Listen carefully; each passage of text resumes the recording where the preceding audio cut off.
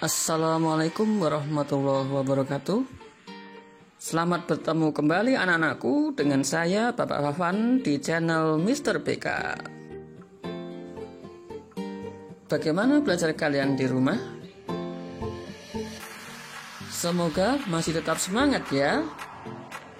Pada pertemuan kali ini saya akan menyampaikan materi tentang bahaya video porno. Tahukah Anda, otak merupakan bagian tubuh yang paling penting bagi manusia? Sekarang angkat tangan Anda dan letakkan pada dahi.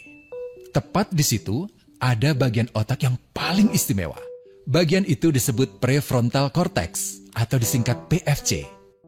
Menurut peneliti otak Jordan Grafman, PFC ini hanya ada pada otak manusia, sehingga membedakan kita dengan binatang. Bagian ini diciptakan dan dirancang khusus oleh Tuhan supaya manusia mampu memilih dan memiliki etika.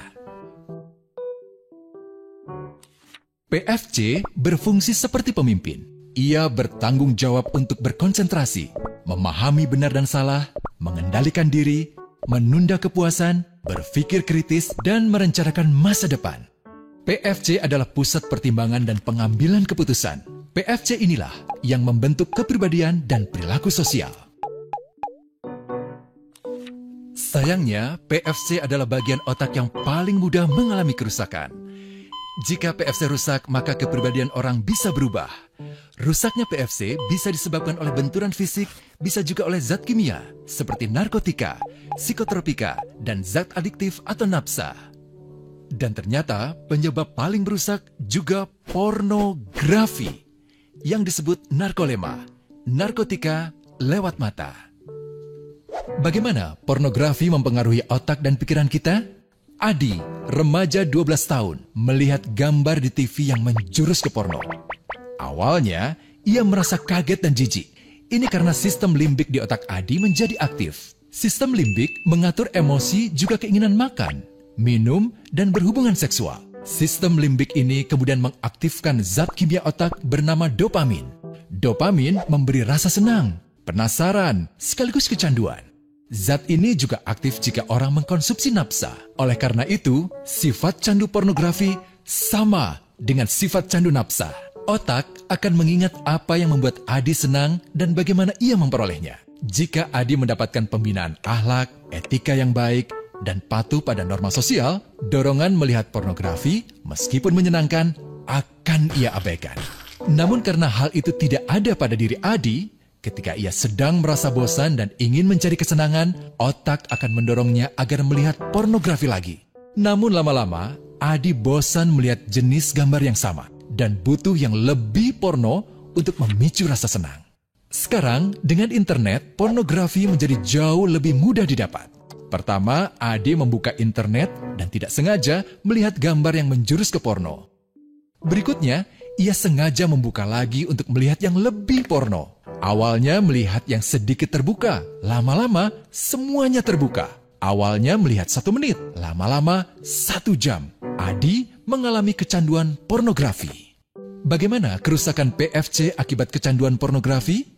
Secara alamiah, dopamin dialirkan dari sistem limbik ke PFC. Orang yang kecanduan pornografi akan mengalirkan dopamin secara berlebihan sehingga membanjiri PFC. PFC menjadi tidak aktif karena terendam dopamin. Semakin sering PFC tidak aktif, ia akan semakin mengerut dan fungsinya terganggu. Sistem limbik justru akan berkembang semakin besar karena terus mengaktifkan dopamin, sehingga Adi cenderung untuk terus mencari kesenangan tanpa takut atas akibatnya. Jika tidak ditangani segera, Adi berpeluang besar menjadi pelanggan pornografi seumur hidup dan mengalami kerusakan otak di bagian PFC. Awalnya, ia akan kehilangan konsentrasi, penurunan kemampuan menimbang benar dan salah, serta berkurangnya kemampuan mengambil keputusan.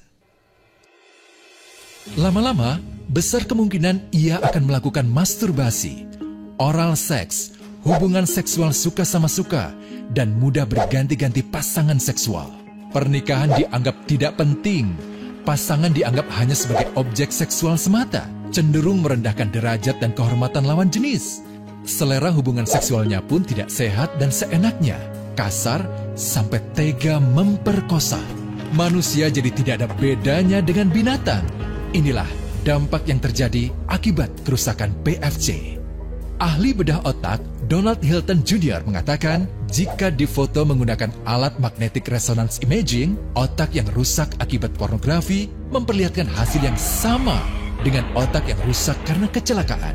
Ia juga mengatakan, berbeda dengan dampak nafsa yang merusak otak di 3 bagian, pecandu pornografi yang sudah melakukan hubungan seks dengan anak-anak mengalami kerusakan otak di 5 bagian.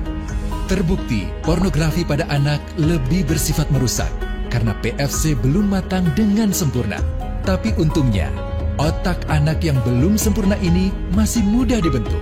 Pengaruh pornografi bisa lebih mudah dihilangkan asal ada usaha untuk memulihkan dengan sabar, terutama oleh ayah ibu, keluarga, dan orang terdekat.